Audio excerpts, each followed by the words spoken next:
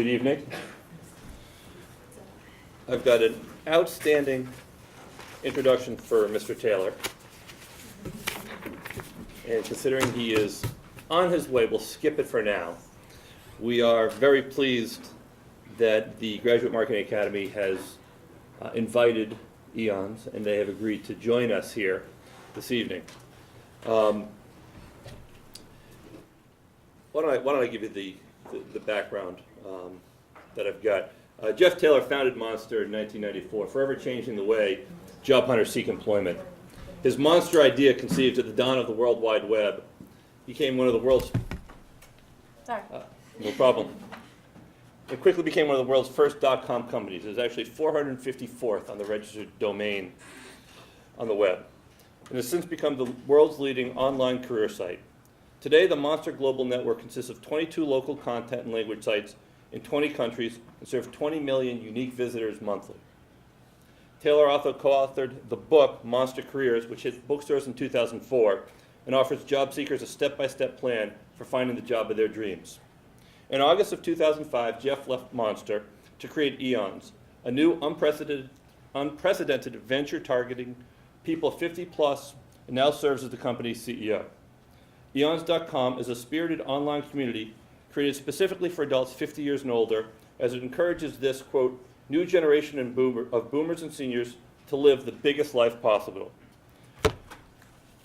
Jeff has brought along some members of the executive team, some of whom are in the car, and one of which has joined us here already.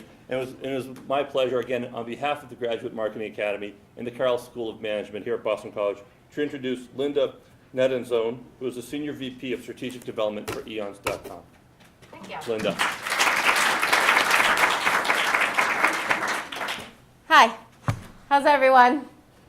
Good? Okay. Sorry, we had a little issue with the traffic, so these guys will be here, but I thought we should just get started. And so maybe I thought we'd have a little bit of fun in the middle of all this. So has everybody been brushing up on their kind of boomer marketing facts? Spent a lot of time Googling and prepping, and okay. How many people know, out there in the U.S. only, how many people are turning 50 every day? How many people are turning 50 every day? You know, Google sucks. You can't find anything. Take a guess. 30,000. 30,000? Nope. 20,000, a little lower. A little higher. 12,000, you got it. Okay. So there are 12,000 people that are turning 50 every day. And there are about 88 million people over 50. And it's a market that's been largely ignored. So tonight I thought we would explore why we're going after this market and what EONS is about. And I think one of the things we like to do most is sort of hear what's on people's minds and try to, brainstorm together. So I don't know, how structured you want the session to be, but we could kind of just give you a little bit of intro about EONS, and then, what we'd love to do is have a discussion. So does that sound good? Yes. Okay. So quickly, I'm Linda. I worked with Jeff at Monster back in 1996 to 2001. So I think I was employee number 30 or something like that back then, and played a very similar role, and that is strategic development, which includes putting together sort of the positioning and really kind of defining what the market is we want to go after, and then doing everything from putting together the marketing programs to strategic alliances and other things that add value to the company. So I decided to join Jeff in this venture before EONS even formed last summer. I had actually gone out and done something entrepreneurial. I don't know how many of you are looking to start your own companies at some point, but I had started a company that was focused on helping people manage the power in their mobile devices. Still a big problem, supposed to be a mobile world, and we're still tethered to a wall. And spent some time on that and really realized, and as much or little as you guys want to talk about what it takes to start a company, that my partners are probably not going to be able to put in the time and sort of the, they say it's 99% perspiration and 1% inspiration. So I think we weren't going to have enough perspiration to get it done, and I had always stayed in touch with Jeff. And last summer, at this time, Jeff said, you know, do you want to come and do some work for me on the side? I've got this concept around a company I want to call Eons, and I just wondering if you want to kick the tires with me, and hopefully you'll like it. And what happened was that every rock I turned over, everything I looked at, I saw that this was just a huge opportunity. And you'll meet Jeff. I think if you get, you know, once in your lifetime an opportunity to work with someone like Jeff, you're very lucky. And to have it happen twice, I felt like it was something I couldn't pass up. And we'll talk about tonight sort of what I saw and what everybody else saw about what is so intriguing about the opportunity. So the very quick story of Eons is that Jeff has been actually working on this in his head for at least 5 years. And I don't know, have you guys all looked at the site? Did you get a chance to check it out? Okay, a couple people did. So we'll kind of walk you through the site too. But you know, one of the things we're doing on Eons is we're reinventing obituaries. We're going to rip the last classified out of the newspaper. And it's something Jeff was talking about 5 years ago. So point is, this is not something that we've sort of just decided to dabble in. We've given it a lot of thought, Jeff, over years, many of us over the past 18 months. And we launched officially in September, last September. And we basically went to work developing the products. We went all across the country, did extensive speaking with people that were 49 all the way up to 90. Jeff's got a great picture of him with like two 88-year-olds, like pals, after one of these kind of focus groups we did. Because we really wanted to understand what makes these people tick, and you know, what was going to be the most important things that we could offer to them. So we kind of began the company in September with Jeff and myself and what was then Jeff's assistant. And now, you know, fast forward over a year later, we're up to 80 employees. We officially launched our company July 31st. Did anyone read about it? Did you guys hear? You're not our target market, so it's okay. Copy you.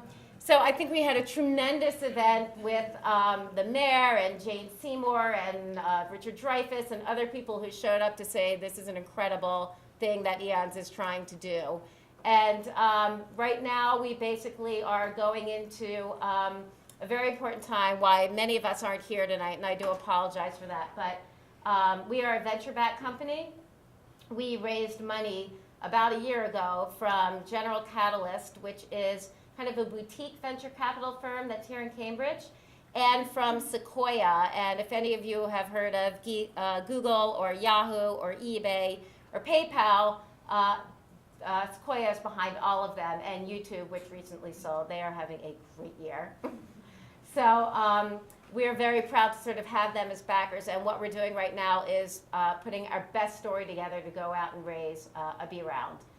So another round of capital that are kind of fuel the next year or however long it takes for us to go through it. But so that's kind of the background of Eons. And I guess I just want to say, if people have questions along the way, I'm just going to sort of give you a background until Jeff and Elaine show up, and then I think Jeff would love to, in his own words, kind of tell you the inspiration behind it. Anybody have any burning questions right now? No? Okay. So your parents, I mean, you know, if you think about your parents, are your parents on the internet? Are people's parents on the net? Primarily, where do they go? What do they do? AOL?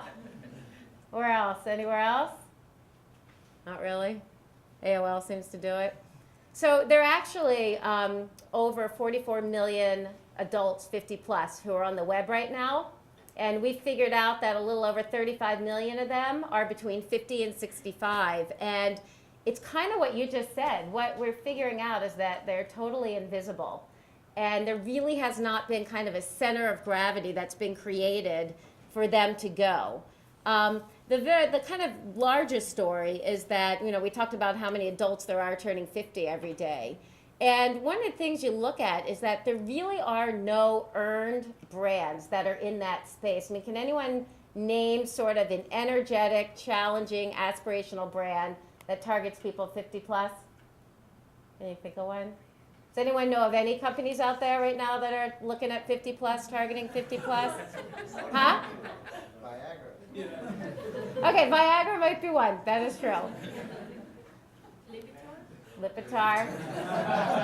So there are drugs, like, right, there are drugs, and there are things like, scooters, and there's a little bit of, older dating sites, that sort of thing. But what we really saw at Eons is that there is not a big mega brand that's sitting in this space where there is sort of this perfect storm that's about to happen. As these 10,000 people turn 50 every day, there are a bunch of things going on that really set Eons up for being what we call an aspiration and a challenge brand.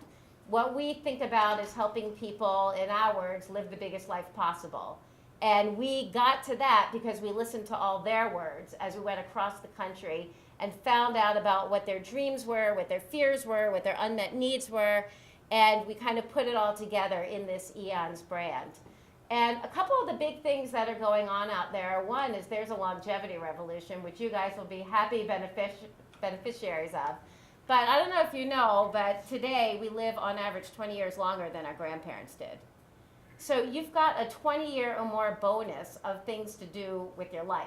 And what we see at Eons is that there's not really much out there to tell people 50 plus or help them structure what is it that you want to do, right? I mean, I asked you if you could name anything, and you didn't come up with much, and you didn't come up with anywhere in the web. They're like this incredibly powerful generation. They've got more disposable income and more wealth than any generation before them, and yet no one's paying attention to them. The other things that are going on, this might be Jeff, no? The other things that are going on is that we talked about this is a group that's adopting the internet, no one's paying attention. They are rebellious and they want to do things in their own way, so I think the boomers have forever sort of reshaped what aging is going to be. One thing we hear loud and clear is that I am not old at 50. I don't feel old.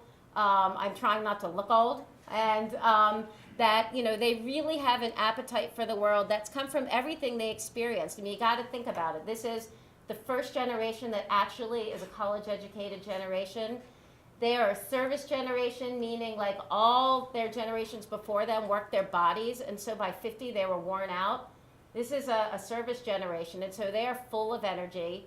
You've got, the sort of rebellious side of them. They've lived through, feminism and the sexual revolution and everything else, and so they're carrying this really interesting set of principles forward with them that are guiding everything they want to do, and they are breaking all the rules about what's supposed to happen as you age.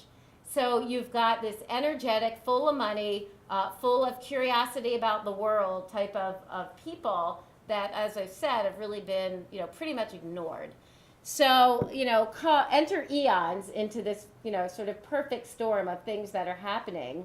I would say the other thing that's happening is that corporate America has been pretty shy about targeting, this generation. The most you've seen is a senior discount, and I think, does that make you look hip and relevant to boomers? Probably not.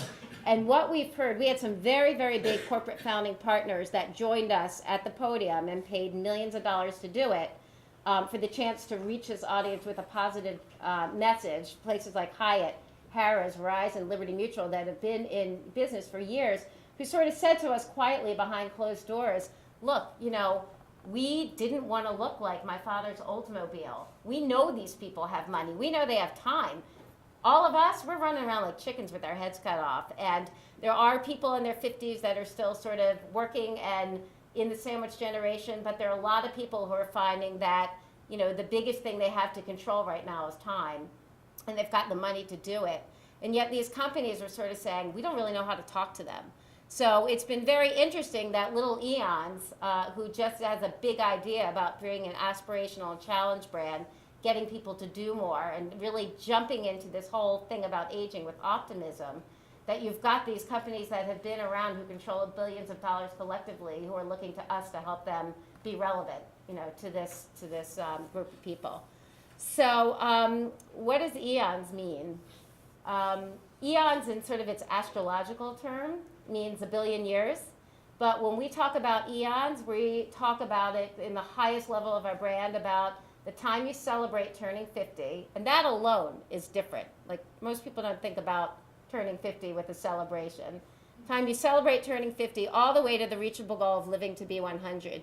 you guys in this room, we have a longevity expert that we work with called Tom Pearls, and it's pretty astounding, I think, that 1 out of 5 men and 1 out of 6 women have the chance to living to 100. So you guys want to live to 100?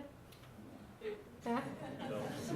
I mean, it's incredible perspective, right? If you do, you've got like 80 years to go. Like, what are you going to do? So this is really what we're talking about with an eon being time you celebrate 50 to time you celebrate 100. We say to these people, if you're 50, you can have another 50 years to go. It's 50 of the most unstructured years of your life. Think about how structured you've been. You were a kid, you do what your parents tell you, you go to high school, you're in college, you'll get your first jobs, many of you will go on to be parents, and there's sort of this linear thing that happens in the first part of life, and then all of a sudden it just breaks wide open. And what Eon saw is like, we got to come in with content and tools and a community and a center of gravity. They're going to help people get the most out of life during what could be a very unstructured time. And think about it, it's at the time, when time literally in your life is most important. Because it's when you start to realize that you're actually immortal. So that's really what our brand is about. And we are building a brand that's spirited, that's inviting, that's informing, and this is all really different. The only thing out there is AARP. Do you guys know what AARP is? What do you think of? What is if I say AARP, what do you think of? American Association of Retired People. Yep. Are you a member? You're not old enough, but if you were, would you join? No, but in 10 years I will. Or 20 years, I'm sorry. It's 20 years. Because you feel like you're 30, Right. so I got it. So that's the only thing that's really out there. And AARP is an $800 million business, which is astounding because they are the only ones who've been looking at this generation. And what you guys said, and you're not even their target market, it's old. You times millions of people that are turning 50 that are like, I don't want AARP to come find me at 48 years and 8 months and get me, which is what people think. Because all of a sudden you get this AARP sort of direct mail that drops in your mailbox, and it's like, oh, excuse me. Where you basically pick it up and throw it in the trash can because people, burn it because they feel that strongly. So what if we could flip it on its head? What if we said 49 is our sneak-in age, which we do? And not only that, what if we had a waiting list? We don't let you into our site unless you're 50 or older or actually sneak in at 49. We've got a waiting list of people. It's very fun because it's turning everything on its head that people don't want to sort of stand up and not say, I know I'm 50, but I feel 20. I'm 50 and I'm 50 and it's awesome. Or I'm 48 and I'm seeing that though my life's going to be different in the next part of my life. There's nowhere relevant for me out there. So I think already that, we've got a long way to go, that EONS is sort of starting to capture the imagination that, this is going to be a party. I mean, one thing Jeff Taylor said to me early on that I thought was just, you're right, is time, money, health. They've got, living longer, educated, motivated, and it is going to be a party. And so you want a part of what EONS wants to do is own the party. So that is a little bit about kind of where the inspiration came from for EONS. Go ahead. How are you guys, what's the revenue generating model? How are you going to make money? Is it subscriptions? Is it, Okay. Let me is see. that coming along, or is it, am I sort of Yes. getting ahead of it, Nope. Actually, we are already. Our Is it sales are advertising? growing. Is it search stuff? Yep. Yep, I can show you that, and I thought if this will come up, I'll just kind of walk you through what we offer, because it'll put it in context. But yeah, I mean, we've got several revenue models that are feeling this, and I am not getting on, although it says it's excellent. I don't know if anyone's technical and you want to take a crack at it. It's not activated on the network. Oh, okay, so it won't go on? Okay, so let me tell you about some of the things we offer, and I'll tell you about how we make money off of them. One of the things we heard is that you gotta have a couple things in place to be able to have fun and do this party, which is your body's gotta be in shape, your mind, your body, your finances have to be in shape, and you gotta have someone to do it with. So we came up with 3 areas called body and money and love. Those are what we call our content channels. Those are primarily sponsor driven and advertising. But one of the things we've found that's really, really taking off on our site, that's woven through every product, and I'll tell you what the other ones are, is social networking. Anybody here on MySpace? Who isn't on MySpace? Ah, okay. Facebook? You guys on Facebook? Yeah? So, like, one of the things is I think there are a lot of people 50 plus who've been spying on all of you to see what the hell you're doing on these sites. But what we found is that they don't have anywhere to go to connect with each other. And, you know, there's a theory that we found as we went across the country, which is just people with X want to talk to people with X. Whether you've got a health condition, you want to find someone else with a health condition, or you want to go to China, you want to find someone else who's been to China to give you advice. So all across our products, this sort of my place, what we're calling it for 50 plus, is what's taken off. And it's actually how Eons is getting coined these days, which is good and bad. Good in that we'd love to be the MySpace for 50 plus, but I think I can talk you through the other products. You'll see that we've put a lot of innovation, and we have a lot of proprietary products that we've put into the market, which I think in the long term is really where you're going to get your competitive advantage, because there's, you know, social networking is fairly easy to knock off. But so in those areas, you get laser focused with advertising. Once you get, we have more than 800 groups. So within those pillars, within body, within love, within money, all the groups that have formed off of them, you know, it just is a perfect place for an advertiser to meet up with someone who's interested in that topic. We launched a whole kind of thing called People, and I'm sorry I can't show this to you, but we have an area called People that's just all sort of member-to-member networking. And that is the thing that is just ripping across eons, which has actually been so sort of pronounced that it shocked us. We knew that we needed to have this kind of MySpace functionality through the site, but we didn't know that it was going to be the #1 thing that people wanted. So we've got sort of our content pillars I told you about, body and money and love. We've got a whole fun content pillar that's games. Believe it or not, these people are playing a lot of games.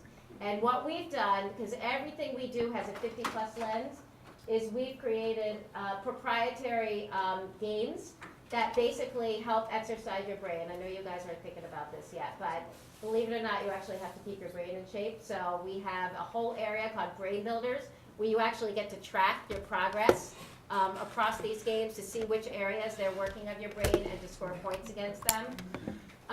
There's another thing that we've done. Those are sort of the content areas.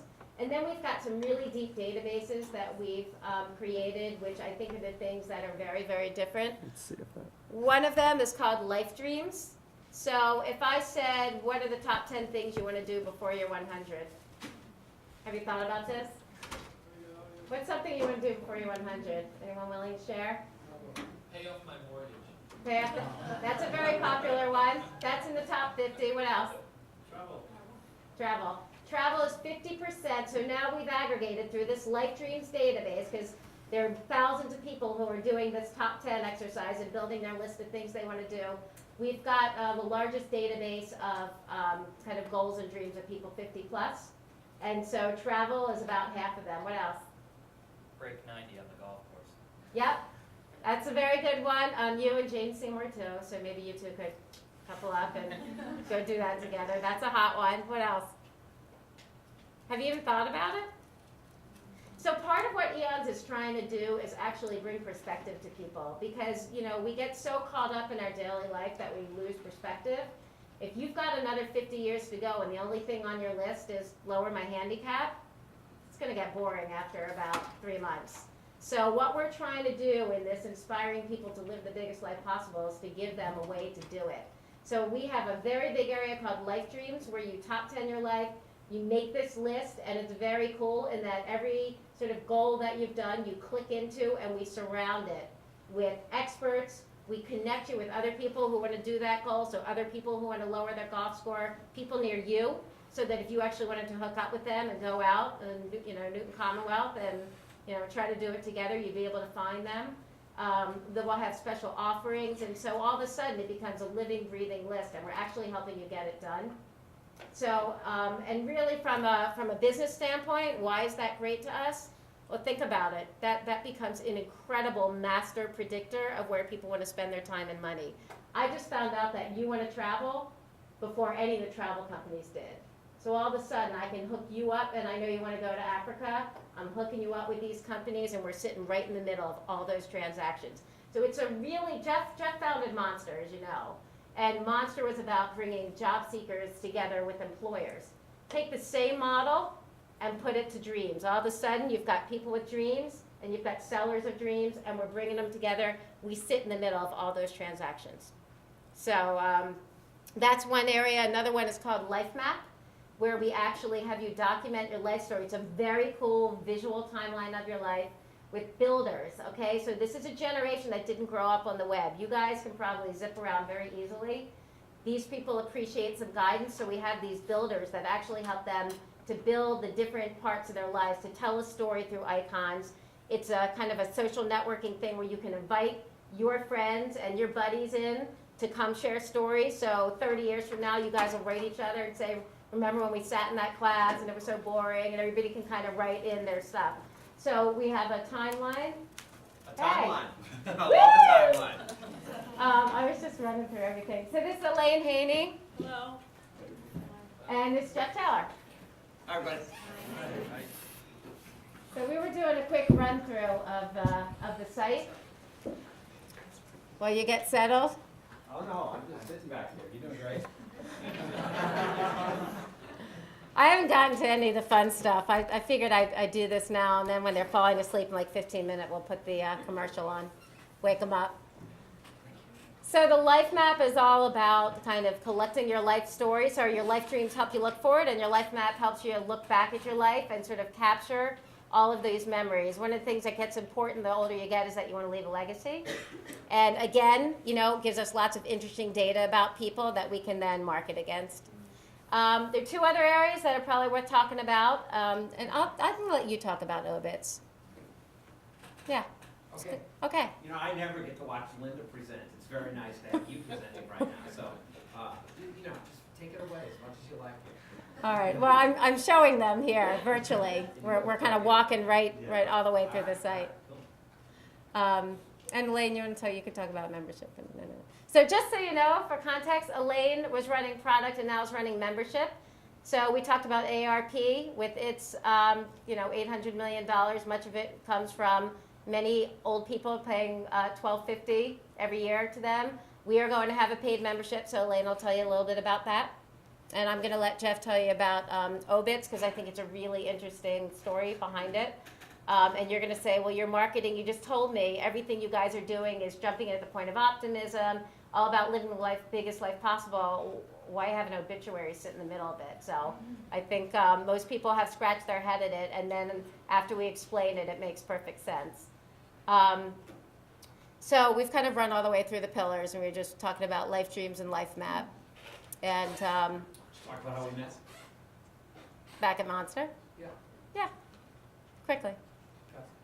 And so actually, so we were just finishing the databases, and I'm drawing a blank. Okay. How So I'm about, letting Jeff go.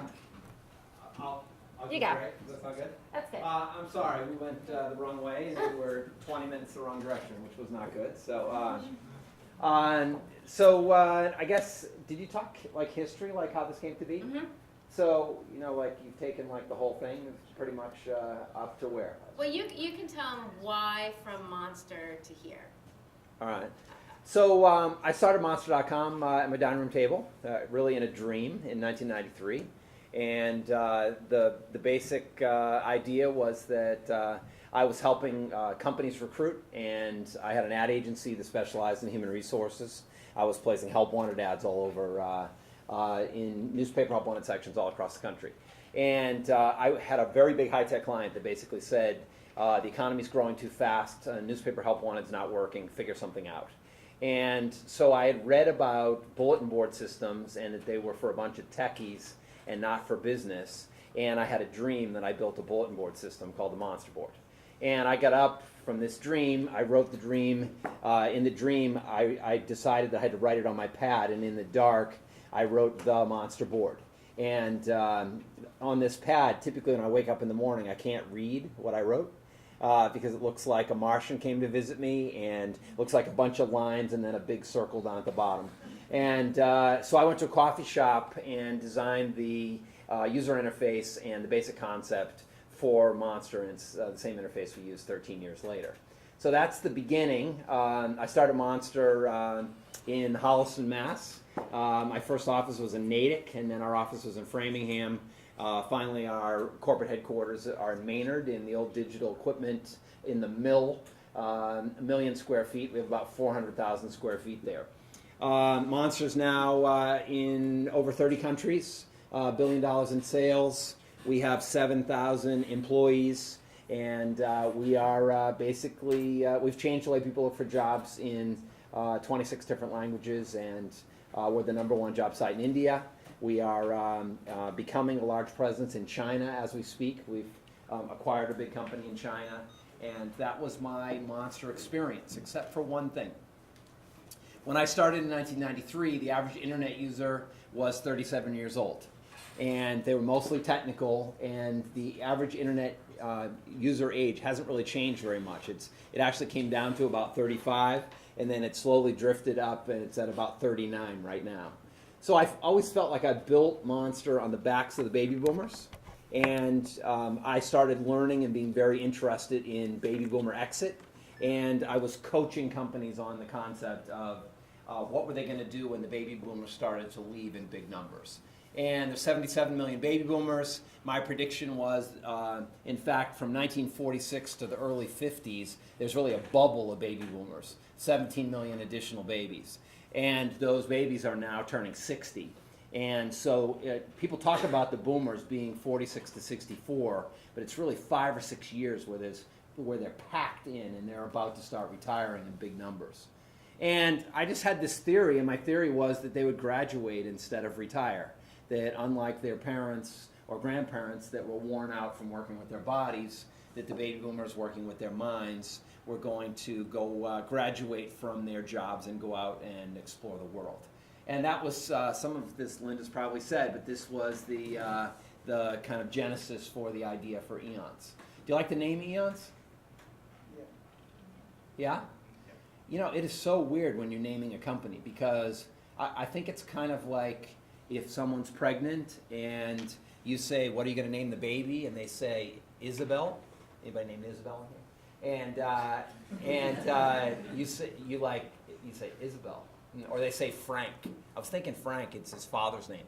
But if you go to the hospital and you see a baby and they say, oh, this is Frank, you're like, oh, Frank, right? It's like you've already accepted that name. And so from a big picture perspective, naming companies has the same challenge. Do you think people like the name Monster when I named the company Monster? What do you think? No. My wife said she wouldn't leave the house with me if I named my company Monster. So she's not my wife anymore, but that is, and she does leave the house. Seriously, the employees did not like the name of my ad agency. They thought the Monster name was a horrible name. I talked to my clients about it. They thought it was a horrible name. In fact, one of my clients said that Monster wouldn't work. And I was like, okay, why? And they said, because no one will look for a job during the day while they're at work. They also didn't know what the internet was. Well, that's right. It was a double hit, 'cause you'd be like, I'm calling for the Monster board, and they'd be like, the Monster what? And then you'd say, yeah, it's an internet site. They'd be like, what's the internet? And But- this was 1995. Right, but the thing was that he said that people wouldn't look for a job during the day. Do you know when the most popular time to look for a job is? And what day? Monday, absolutely. And so it is the first day when you go to work of the week that is the most popular day to look for jobs. And what time of day? What? Say 9 a.m. you give them no credit whatsoever for actually engaging you as an employee, right? What time do you think? Yeah, right after lunch. A lot of people say lunch, but lunch is your own time. You don't look for a job Monster at lunch. You actually wait till you get back from lunch before you look for a job. 2 to 3 p.m. is the most popular time to look for a job on Monster, and not just in the United States, but in every country where we offer it. So there is a very consistent little career thing here. So with the name Eons, there were a couple things I liked about it, and I'm sure you talked about this. I just said what it means. But the geological name, I think, is gives it an old soul. I think that's an important part of this name. But I think the romantic notion of I haven't seen you for eons, you don't have to, you just say hey, right? Or you can hide like a lot of people do, like they don't want to see you, right? But if you say to somebody, I haven't seen you for eons, I think there's a romantic nod to say that you actually care enough to kind of invest that time. And I think it's also a 4-letter URL. And I bought it for $23,500. And in the scheme of 4-letter URLs that mean something, that is a very good price. So it's not always about money, but if you listen long enough, there are some parts of it that are about money. So Linda's talked to you about the products. I think maybe the big picture is I felt like AARP was the only offering in the space, and that there wasn't a new value-oriented brand. I think AARP is an excellent organization. It's a billion-dollar company. Did you talk about business model for AARP? Just said it was. So of that $1 billion, I thought it was all subscriptions, right? Well, it's only a third subscription. So 330 or 40 million is they charge $12.50 a year for their 22 million paying members. The other money comes from the Good Housekeeping Seal of Approval. They represent the Hartford, New York Life, and United Health. So they make a third of their money from repping insurance companies, fairly traditional products, and not at a particularly good price. And then if you look underneath, there are a couple other things. They make 10% of the revenue from their magazine. Their magazine's very popular. It's a $100 million a year magazine. So Elaine will talk about that. They make 10% from selling their coveted database. So they sell their database to their corporate members that have kind of passed through the gauntlet of being accepted by AARP. And the last 10% is what? Government services. So they'll do your accounting for free if you're over 65, those kinds of things. So that's the genesis of a $1 billion business for AARP. I don't think we could find another $1 billion business that doesn't have a competitor in any industry that you look at. And so one of the things that really excited me about this industry was the idea that we could move into another monopoly, kind of like the newspaper Help Wanted, I felt was a monopoly industry for us. And Monster was able to take apart the good pieces of it and migrate it to the web and actually make a better way to look for a job. And I felt like we could take apart the good things that AARP offers and potentially leave AARP perfectly intact, because their average member, they say, is about 63. I guess I would say that they probably join at about 63 in kind of today's world. So from the moment you turn 50, 12,000 people turning 50 a day, there really isn't any product until the early 60s. So I felt like there's the possibility of wedging our brand in this kind of 10 to 12, 14-year space. And there's a lot of people in this space, 12,000 new people a day. And that was kind of my joke at the beginning, is if we don't do a good job on Monday, we'll just start with a new group marketing them on Tuesday, because there'll be another 12,000 people ready to market to. There was a question about Obits. Obits is actually the property within Eons that I think makes the most sense from my DNA. It's a classified section in the newspaper. I called it the laggard section. If you look at what are the popular sections of classifieds? Yeah. Real estate. Yeah. Jobs, personals. Obits. Right? You don't think about obits like a classified, but they actually categorize it that way. So if you look at Help Wanted, auto, real estate, and personals, all sports of the young. Right? And so all of these businesses have quickly and in a wholesale fashion have migrated to the web. But Obits is just sitting there. And so come to discover that there isn't much readership below 50 of Obits. So most of the readers are over 50. And so what's happened is there hasn't been the pressure that there has been on the other classified sections to migrate to the web. So, but all of a sudden, with so many people turning 50 every day, there's an opportunity where I don't think they're going to accept the kind of old way of doing Obits any more than they would accept the old way of doing any of these other classifieds. So I think there's an opportunity to migrate in a wholesale fashion the traditional obituary section and put it online. The other thing is that the model is really broken from a newspaper perspective. One of the challenges is that suburban sprawl has put people all over a region, in fact, all over the country. Service jobs don't require that central location like industrial age jobs. So people don't live where they were born. So the concept of a local obit is kind of outdated to begin with. But the second thing is they used to have 5, 7, 8 obituary writers, and they would write a very nice obituary for each one of you or your parents or grandparents, because the obit writer probably knew your grandparents or your great-grandparents.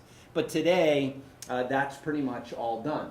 The newspaper doesn't have as robust a business model. They don't have any editorial writers. You get a nicely written obit in the paper today as if you pay for it, and it's quite expensive. Average is about $300. If you take all the newspapers, it can be $10,000 to $15,000 in the New York Times. So it's a perfect opportunity to migrate a whole section where we can probably do the posting for a fifth to a tenth of the cost, and it will be profitable as an online event because we don't have to pay for the printing presses and the ink, and you get the idea. And but on the other side of it is that we can tell that wonderful story as long as we want, because you won't be paying for the agate line or the column inch. It's a classic classified play. And so as we go around and talk about the kind of celebration of turning 50 and the idea of being spirited and inspirational and what our brand is going to mean, I would say that some of the VCs and potential investors are like, yeah, whatever. And you get to obits and like, okay, Jeff Taylor took Help Wanted and has the patent on matching online for job seekers and employers, took a 900 Help Wanted sections in the United States that account for $9 billion. And he's now doing that in over 30 countries. It seems to me to be a natural to take this section and bring it to the web. So we have their attention with something that I think is kind of surprising. What do you think about having obits with an inspirational brand? What do you think? People's stories inspire people. The stories of people who passed away. Okay, so we're like, come to Eons. It's about see more, do more, be more, get it done. We talk about boom, boom, boom. And then we're like, and there's this obit section. Right? Yeah. Well, people like talking about themselves, and you have a chance to talk about yourself beforehand or before you die, probably. Write your own obit. Yeah. Right? Yeah, so I think it's absolutely true that you can celebrate these stories, and I think it's absolutely true, and we are predicting that there'll be a whole movement. You manage everything else in your life way more than past generations. Why wouldn't you manage what I call the last mile, which is your own funeral, make sure it's your own iPod tunes that get played, make sure you pick out the food for the party. I want to be cremated and put some of my ashes at the dump because I go there every week, and put some of my ashes in. My dad said put them around the house because I've been vacuuming for 50 years. Let somebody else vacuum for a change. Which I thought was funny. My parents both are very interested in Guatemala, and they said they'd like to have some of their ashes spread in this village in Guatemala that they've been going to for 20 years. There's amazing things that could happen with this as it kind of evolves, and it gets very personal, and I think that there's very good stories that are part of it. So obits is a crazy thing. I think it has the ability to be uplifting and very engaging. And we have this archive. We partnered with the federal government with their Social Security Death Index. And no one had asked them before for the index or the database of all the people that had passed away that had a Social Security number.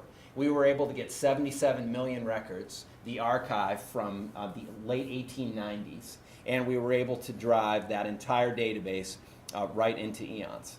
And so the idea now is you can go find your parents or your grandparents if they were born or had a Social Security number in the United States all the way back to 1900. And so you can go in and for free a wonderful story about their lives. Now, not too many people have written a story yet, but we've had thousands of people going and looking to see if their parents or grandparents are in the database. So this is the beginning of the beginning, I think. It's a behavior change to go write an obit for somebody that already died a long time ago and then to go rewrite that. But I think that that's going to happen. I'd say we have a three-legged stool for revenue. That's one of the questions that comes up. Well, we're basically an advertising model based on scale. we have a whopping 238,000 unique visitors in the month of November, and I can tell you, we have worked hard to get there. Compared to 25 million a month coming to Monster, it seems relatively small, but it's the beginning of the beginning. This is only our 4th month in business. So we kind of have gone 100, 200, 300. What's going to happen next? We have some parts of our service that are doing extremely well and are viral, and I think they're going to grow quickly. So the advertising model is obviously going to be an anchor. The obits model is the funeral homes are going to post funeral announcements or obituaries. They write a wonderful story for the family, but they're only able to do a couple of inches in the paper. Now they'll be able to write that whole story and post it on Eons, and it'll cost $89. That'll be commissionable back to the funeral home. They get $50 of it. The funeral home industry is being undercut. Their caskets are being sold at Walmart. I'm sure you've been all checking those out, looking at the opportunity. But there's a compelling model for the funeral home who hasn't had any attention paid to them for the last 50 They've years never gotten anything from the newspapers, to do this. ever.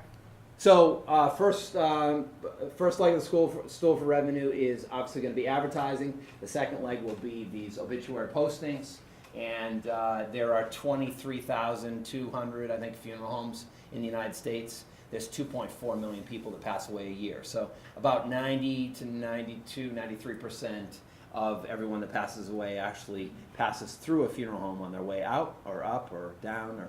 And the idea is that they will place those obituary listings on Eons. And then the third opportunity is membership. And why don't I sit down for a minute and let Elaine talk about one of my concepts to raise the profile of Eons was to do obituaries and to kind of have the classified section come through. The advertising model is supported by kind of MySpace for seniors. The fact that you can meet up at our site is going to be a very important part of the role that Eons plays. The last kind of big area that I thought had potential was there's 22 million people paying $12.50 a year to be a member of AARP. With no behavior change and an improved offering, I think we could convince some small percentage of that group to join both Eons and AARP, or maybe over time just join Eons. And if they join Eons earlier, maybe they would never have the opportunity or interest to later on to join AARP. So with that, let me introduce Elaine, and you can talk about our new program.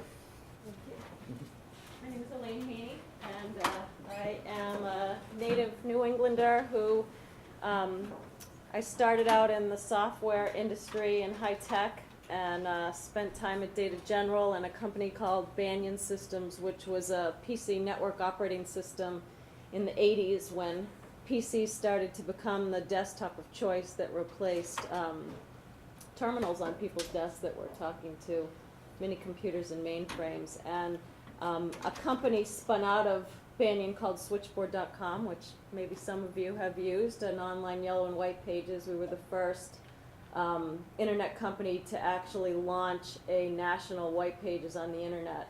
And I spent 9 years there and was there from the beginning till the end. We ultimately were acquired by a company called InfoSpace, and I ran operations and marketing for those 9 years and built a brand that ended up being 7 million users each month strong, which was a great accomplishment, and we survived the difficult times of the internet, which was also a big accomplishment for us. And then I was general manager for the company through the transition, and then came to join Eons.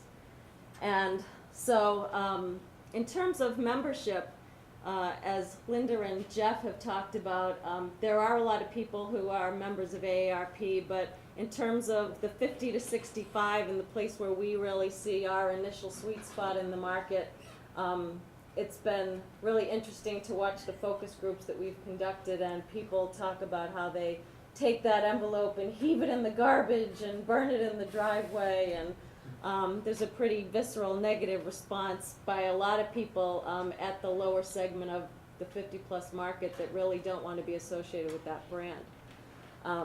So what they have done, though, is they have built a model that people equate value with, and for all intents and purposes, have set the table for us to actually build a program that has similar fundamental components, but is wrapped on the outside with our brand promise and the inspiration that typifies Eons.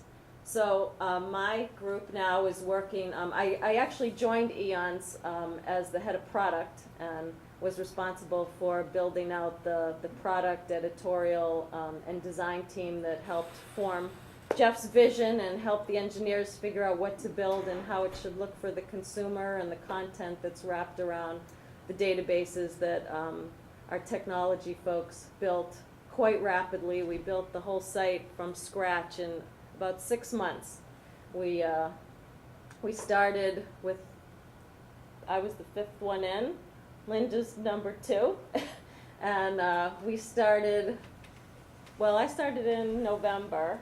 By the time we launched the end of July, we had 70 some odd employees. So we onboarded a tremendous amount of people and built a huge portal with a lot of rich content really incredibly quickly.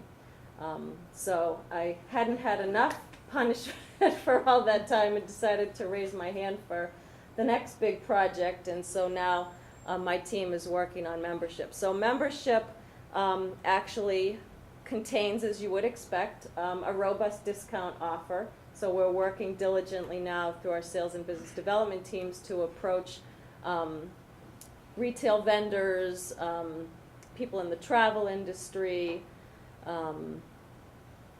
other associations that have value add that could offer our members, and building a discount roster that I think will be the thing that will actually get people to pay the membership fee out of the gate. If you talk to people in terms of why they buy the AARP membership, they pretty much, their answer is very predictable, the discounts and then the magazine. So first and foremost, it's critical for us to make sure we have a compelling discount roster to offer. The second thing we're working on, as Jeff mentioned, is a magazine. Jeff's intent for the company was always to have it be a media company for 50 plus, not just a website. And so the introduction of the magazine now helps us extend our brand offline and actually engage with people completely offline if they aren't on the web. But there'll be a lot of intention within the program to drive behavior back to the website. So for instance, in the magazine, as is very typical in a lot of magazines you see today, there's all kinds of call-outs directing people back to complimentary content on the web, and we will definitely be doing the same thing and synchronizing our editorial calendars across the online content as well as the offline content.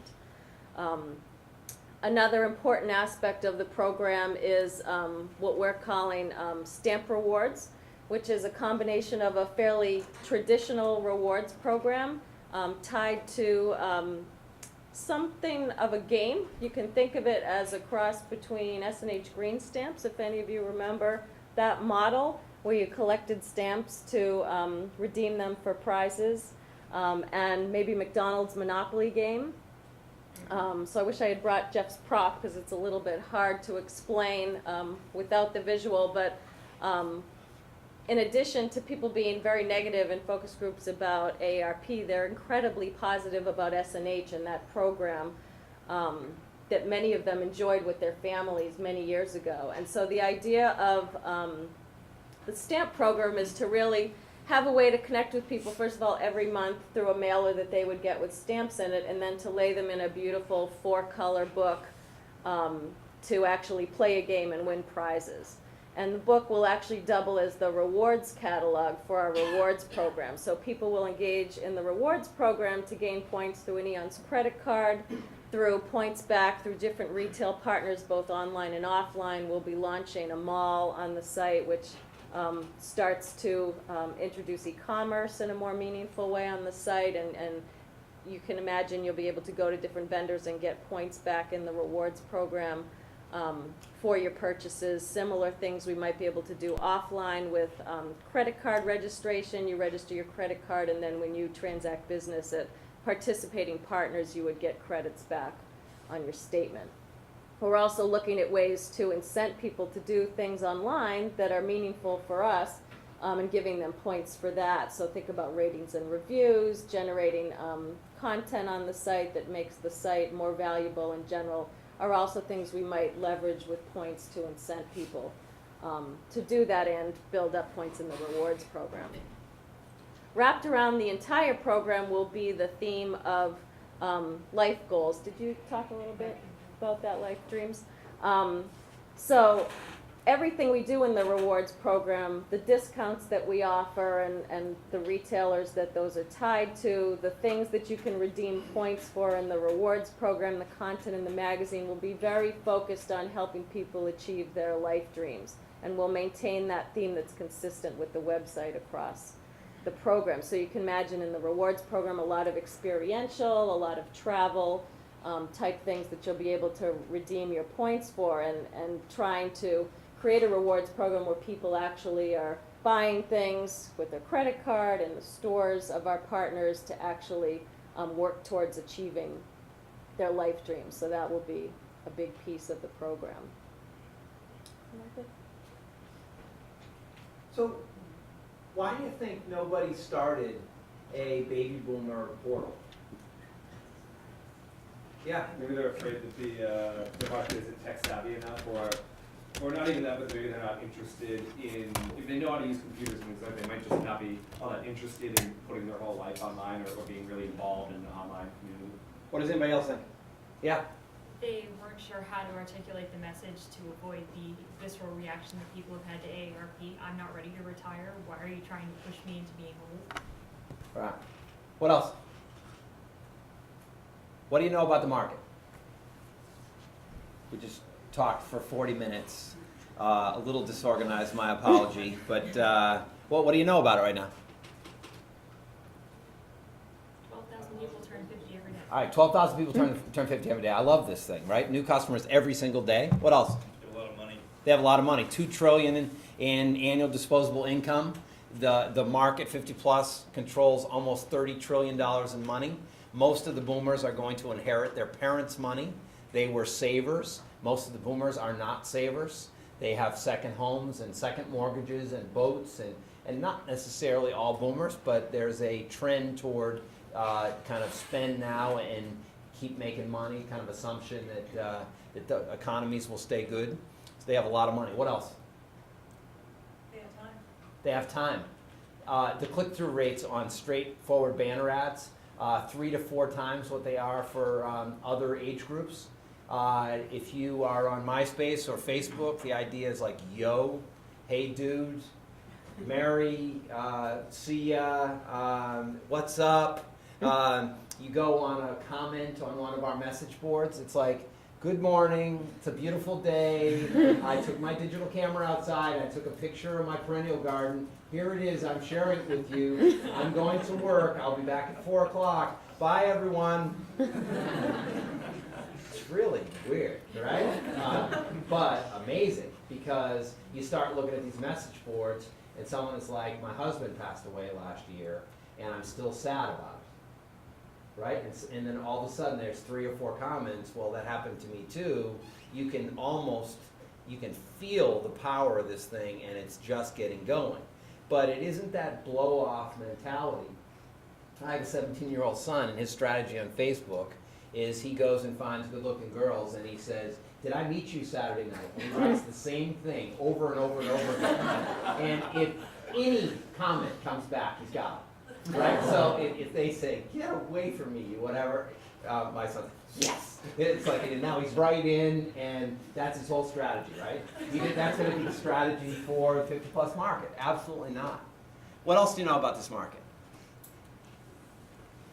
I guess the question I have is, they must be getting into spiritual things, and are you guys addressing sort of spiritual and religion, you know? I mean, is there Well, I think- fourth corner of the site somewhere, you know? Yeah, I think Is mind, there body, money spirit, there? but not religion. I would guess that there will end up being massive communities 3 or 4 years from now within Eons that will be about different religions and the kind of passionate participation. But one of the things that we that I personally set as a strategy early on is we would trade lobbying and government issues and Democratic Republican issues for fun. And that was going to be the big trade. And my feeling was that if people will have fun at the site, then we get permission to talk about their health, money, something about relationships, and it evolves. And I think religion will come from those relationships and from family. And so I'll let it evolve, but it's not going to be like a big circle at the top of the first page. Or it's Same not the with plan right now. politics. They would Yeah. want to talk about that. We would want to provide a platform, but not have it be our voice. Yeah, I have a quick question. Like Yeah. you said, 12,000 new customers every day. yeah. But how many leaves as well? I mean, as they grow on, I mean, you lose the customers as well at some time. Well, I hope that becomes a problem, right? Right now, I mean, our repeat visitors every day are just eclipsing our new visitors every day by percentage. So that's important because the cost of acquisition of getting new customers will start to go down, but we're barely scratching the surface. So I will lose some customers early on because we just don't have deep enough services. We don't have enough people discussing gardening that are really interesting that live near them. But so I may have to kind of what I describe as step on the backs of some customers to get to where we're going. Same thing with corporations. We have 6 corporations that have paid us $1 million a year to be involved with Eons, introducing to the 50+ community. My guess would be, on camera, this is tough, but I'll lose half of them. All right, what are you gonna do with that? It's for front row, it's a BC website. The whole You thing, can edit out or, like the or parts that little recurse pieces? and stuff. I don't edit it, I'm just paid to commentate, but. Okay, good, great. So, It's okay, Chris, so already. the idea is to just keep building right now without worrying about losing customers. There is a really irritating way that we lose customers in our world, right? And it's that they die, right? We got that one covered though. Right. But the idea is that there's this massive boomer population, and the whole point is they're going to live an extra 20 years, and so we should be able to enjoy a broad, kind of dynamic relationship with them. And I describe the offering as kind of a perennial garden. Right now, you're 55, you're healthy, you're married, everything's going great. Then you're 56, and you don't feel good, and you break your ankle skiing, and now you need medical information. Your mom passes away and you got to place your dad in the right facility. All of a sudden you're in the perennial garden, you're bouncing around. You need different things, right? So the kind of analogy of some plants fire in the spring, some in the summer, some in the fall, some plants you bring in for the winter, I think is a pretty good analogy for our broad product offering. And it isn't just about age, it's about kind of the experiential things that you do across your lifetime. And so as we push those products, it's going to be very important that we count into our models the fact that we're going to start to lose people on the backside of it. But the boomer population, 77, 78 million, it's just the forcing function of new internet users, and the fact that most of these people are going to live and live healthy lives, I think is a big opportunity for Eons. More of a worry for AARP. One more quick question. Like I have a curiosity, like all these kind of websites, like the customers are attracted if there is already an existing database, like there are already people's data in the website, so that they are attracted. It's a social site, right? Right. So new customers are only attracted when there is an existing database, existing data of the already customers, like other pupils, so that they can contact them. Right. So, like when you start this off, there's no data with you. So how do you go about it? I mean, how do you pick? Right, I think that's kind of a macro comment to what I heard earlier about how do you start, how do you change this attitude.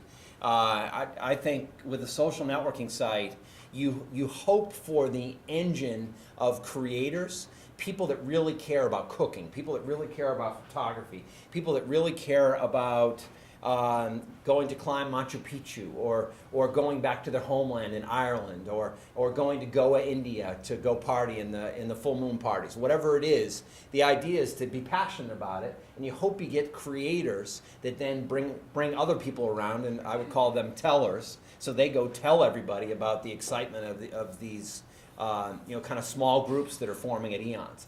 I would say I'd give us a C plus in that right now. It's very difficult to find creators.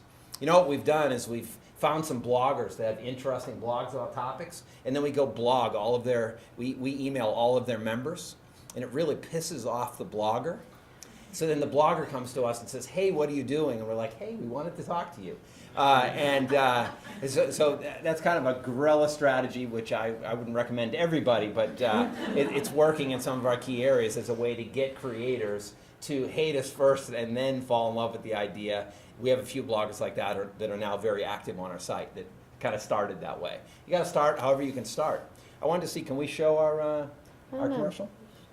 But it's very much have you read The Tipping Point? Has anyone here read that? I mean, it's really much the connector theory, and it's easy to write and it's hard to find these people, but I think it is the 1% of people that end up, being at the core of the millions that you get. All right, let me see. I don't know if I can do this, so keep talking. What are the chances that I could start Monster and create $1 billion company, and 9 out of 10 adults in the country knows the Monster brand, and it's successful, and then I could go do it again? What do you think the chances are? 10%. 10%. So you're looking at me in the face right now, saying that there's a 90% chance that I'm going to fail. What? I'm sorry, hold on. They say. You got a t-shirt. To look Jeff Taylor in the face and say, I love that. That's good. Can I have that back? So you think I've got a 10% chance of doing it again? If we take it as a penalty, yes, because. No, well, what? First of all, you said they say. Who's they? Well, it's proven that What's proven? Okay. go out of business in the first year. Okay, I already made a year. I started September 12th of 2005. We launched in July. So your first argument's done. See you later. But it's backed by the VC, right? It's not the real revenue impact, right? Is that good? Ooh. Well, there's this concept of other people's money, right? I have enough money that I could have started the company, but I went to VCs. So you could ask me why I did that, but for right now, let's call it other people's money. Yeah, but you're not. And that's a bad thing? No, I mean, well, you're not supported by your revenue generated by this eons.com, right? Oh, really? Okay. That's my point. Okay, so Well, you can if still I watch close the business right now, we sold 6 companies, $5 million contract within those 6 companies. Before we I were could close- launched, sight unseen, by the way. So I could close the company right now. I'd have unhappy people, but I'd actually make money. Money's in the bank, right? I mean, obviously you wouldn't do that, but conceptually, the money coming out of the blocks, it isn't just VC supported, but there's a VC backbone, which for me, getting Mike Moritz from Sequoia and a guy named David Fialco from General Catalyst locally invested in Eons. What's the advantage of having these 2 guys and their firms invest in this company? They give you credibility in the market. Credibility. What? You increase your possibility of making it. You gave me 10%. He was at 0 before the VCs. It improves a lot. If you So- have these guys. So I built one of the top 5 or 6 business models on the web. 20% profitable business, doing $1 billion in sales. We spent $150 million on marketing. If I backed off on the marketing, we could be a 30% profitable business. And you gave me a 10% chance of doing this again. No, I'm not letting you off it. I mean, this is a direct hit right at me. So It's totally different business. One is getting a job, and the other one is getting my mom So to go into the web, which is So you're basically saying that because I was smart in one thing, I must be stupid in something else. I'm saying the market is more difficult than the other. You think he could do the classifieds? Wait. You think that the market we're in now is a more difficult market than the market that I took on? Not yet. Okay, there was one competitor in my new market. Yes, but Right. I And- have seen my mom trying to get into the web, and it's a very, very She may not be our How old's target your mom? market. She's 52. Okay? So, She's a housewife, and so she's getting initiated in the web. So Well, can she join the membership? yes, I So- did. so she could join offline. Housewife is interesting. She have 25 bucks she uh, could pay for membership to save hundreds or thousands? Don't Just pick on- kidding. Don't pick on my guy. Get your own guy. Yeah. My mom is 57 and she's on the web all the time, so I mean. Oh, I just went 50-50. That's not bad, right? One is, one isn't. Well, one of the Shame on you for not teaching your mom. There's a difference. What's the difference between In their Latin moms? America, the internet penetration is not as hard as here. We don't have that much penetration of internet. And where are you from? I'm from Venezuela. Mexico. Mexico. Okay, It's so I don't get pinched on that one because we're not We're not launching anywhere but in the United States, at the moment. right? So do I get a point or two percentage? I'm actually taking on the arguments full on. Okay, You know- what do other people think? What are the chances of me being able to do it again? You just yell it out to me. I won't pick on you. I didn't pick on him. It's a question. I would like to ask this question first. Can I do that? Because I'm in charge. I'm actually up here right now. It's an irritating moment, right? Yeah, but let me just find out how many people think there's a 50% chance that this business will be successful? Raise your hand. Raise it high just so I can see. Right? And how about if I say 60% chance? What defines success? Okay. So let's decide that. This is now a very technical question. I'm saying. You had to pitch to some VC. You had to pitch it to him. I'm saying emotionally, do you think this business is going to be successful or not? You could do it on a bunch of different fronts. Revenue would be one way to do it. Traction, scale. You could do it based on the fact that if I could retire before I'm 60 years old, it might have been a success. There's a lot of different things. Would someone want to buy it? Yeah. So how would you measure the success of it?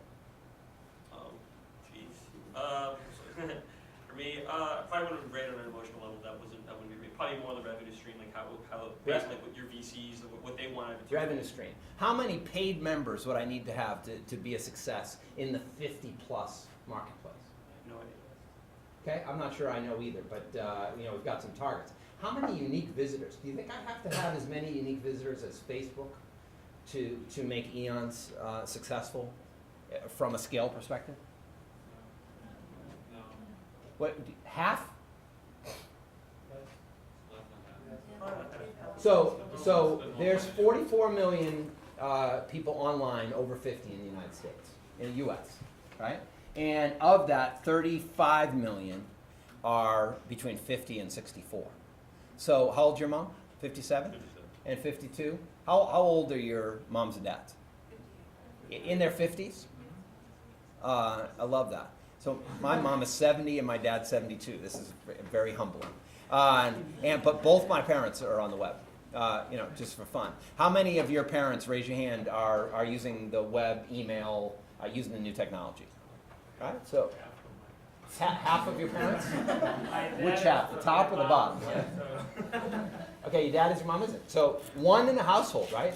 I think AARP measured their success by 22 million paid members, but they have an additional 13 million trailing members that are the spouses or significant others. So I think we could measure it the same way. If we could get one of your parents to be online experiencing Eons, in effect, we'd be getting both. Well- Question back here. Yes, since the model is the same as Eons model is the same, business model is the same as Monster. What do you think that Monster can try to acquire a business? What do you think? Yeah, it's actually not quite the same model. Monster's model, 55% of the revenue comes from job postings, 30% of the revenue comes from resume postings, and Potential customers for Eons, most of them have been customers with Monster. yeah, So genius. Monster may would try to keep its customers. I mean, it was a little awkward as I was coming through the door, but this is like a continuation market for me, right? 15 years of working with boomers around their jobs, now 15 years of working with boomers around their life, right? So there's a really nice, kind of juxtaposition and kind of continuation, I think, with it. And one more question, I don't know whether you can answer this one, but does Monster have a share in Eons? They do, very small. Part of the optics of leaving Monster it was important to have some continuity there. And so Monster made a small investment in kind of the seed round of Eons. And in fact, they followed on when we did our A round and did an additional small investment. And that was contractual and very good. We have a Monster partnership, and so that's a component in our careers area, because I have a non-compete, so I can't compete outside of the Monster environment. So do we have a chance to run this or no? You know, keep going. What, I mean, how many hours is it going to take to see if we can do this? It Well, doesn't I didn't really have matter. time to set up. I don't know. Has anybody Let's see, seen maybe. the Hold on. commercial that Eons is running where I go boom, boom, boom? Yes. You see it in the You middle of have? the night or on the weekends You have? or on Imus? Let's see if it'll do it. Yeah. Yeah, so we're running a commercial right now. I'm in the commercial. I'm actually in our website saying, go here, click this. Hold on. Here it is. It's not coming up on. Hi, I'm Jeff Taylor. Where are you? Yeah. Where do you put this? No, but where's the? Here's the twist. You need to be past your 50th birthday. From this moment with eons.com. Well, we can start it right there. No? Is it? Linda, is that the right one? I don't know. A challenge. Let's live to be 100 or die trying. Doesn't How know. will you live the biggest life possible? It's about being proud of So you get the idea. This is a 60-second commercial with me talking about living to 100 or die trying, and actually here I am in the site and talking about the site. So I'm talking about body or money, love, and I'm describing the different areas. So what I decided to do, and Linda and I worked closely on this, was the idea of buying remnant television like an infomercial. And we bought it as 1 and 2 minute spots that run remnant, which means they run the weekends, they run in the middle of the night. But who's watching TV on the weekends and in the middle of the night, right? It's been a very good market, and it's performed very well, and it's what's getting our unique visitors, new visitors that are coming every day, really being driven by TV.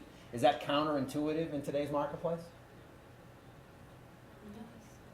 You don't Like see, for the younger audience and the TiVo yeah, you don't generation. see MySpace or Facebook or YouTube advertising on television. But this is one of the exciting things about chasing this market is it's a trailing laggard market, and so there's an opportunity to use some of the trailing laggard tools, which then we're able to buy at a lot less money because we're not competing with kind of competitors that we typically have in the internet space. Couple I more think we have questions? time for like Yeah. one or two more Do you questions. have, are you able to share anything about customer acquisition costs and also that ability of the initial customer to pull in their buddies or their relatives or maybe a cheaper acquisition after you get the first one? When you say customer, you're talking about our consumer coming member? For the first time they show up and they sign up. Yeah, I think I saw, Linda, you may, I saw one, we advertised on some website. It cost $2,300 per visitor that showed up at Eons. That was the highest. Okay, the average is a lot lower. What I mean, is we the can get them for a couple bucks in some of the places. We're still learning. What we brought here was just sort of some of the things that we've begun testing, but we're just figuring out like what creative actually pulls for these people. As it turns out, they like this spicy stuff that says if you're not 50, don't bother. All of like our nicey nice dream stuff didn't go. So we're learning all that, but we're managing every month it's trending down. TV has been very hard to track. This is a direct response vehicle, except we actually don't have an offer and an 800 number right now. We will for membership. And we think that it's actually under $5 in a lot of cases to get these people to the site, which is very good. And do you see a viral component where somebody might get on and say, hey, there's something here that's valuable? Yeah. They tell their buddies, they tell their Well, The games, we have these viral games that we've been putting out there that it drives page views, but it also drives return visits back to the site. That's one example. I think the Obits thing is somebody finds out that their parent or grandparent is there, they're emailing a friend and saying, hey, check this out. the life maps we talked about, where you're going to be able to invite all these people into your friends in to sort of leave comments. There's a lot of viral things. And the other way we're going to use viral is sort of intergenerational. So right now you can't do it, but like my little one, who's 4, is playing the Eons matchup game. You guys should go play it. It's fun. You can play it. you know, it would be fun for her to play against my mom, you know, and try to beat each other's scores. So there's a lot of that kind of fun challenge that goes on in the middle of the viral stuff. So I want to show you, I raised $4 million from Sequoia Capital, $3.5 million, using this pad of paper. So, And we sold all the big corporate partners. And we sold all the corporate partners using this pad of paper. So basically, this was a layout for the homepage, and it had fun, health, money, a men's and women's room, family, and learning. And it had our databases across the top. And then we went in and talked about our jobs area, and we talked about our search engine, which is called Cranky. And in the middle of the word Cranky is the word rank. So we ranked the top 4 sites. So we showed how that worked. This is Eons 100, which is now our live streams area. This is how it works and how you match people up with dreams. I want to go to Italy, somebody else wants to go to Italy, how do you meet up with them? And this was our Obits product, and we showed the National Obituary Center, which currently there isn't one other than at our site. So if somebody passes away, like Rosa Parks, you can go to our site and you can leave a message on the message board, or you can leave a memory, that kind of thing. And this is how local obits work. And based on these sheets, we were able to raise money from both our VCs and from all of our corporate funding partners. When I went to Sequoia, they didn't even have an easel to put this on. So I had to go to Staples and buy one of those metal easels. Like that, basically. And so I could set it up there. So they call it the Eons easel, and it sits in the corner at Sequoia right now. So you can come up and take a look at this. And I have this opinion, it can't draw, you can't build it. And so I basically worked with all the teams. Linda and Elaine know this well. And this was actually the first attempt at the homepage. So it's come a long way to where it is today. But if you would go through this, some of the most important IP of our company is basically written just like this. So one of the things people always say is, well, I don't think I could start a company. And so this is how, from my perspective, you start a company. You don't spend the money on development with kind of a really roughed out idea. You get really tight. And by the way, I drew all these pages. So.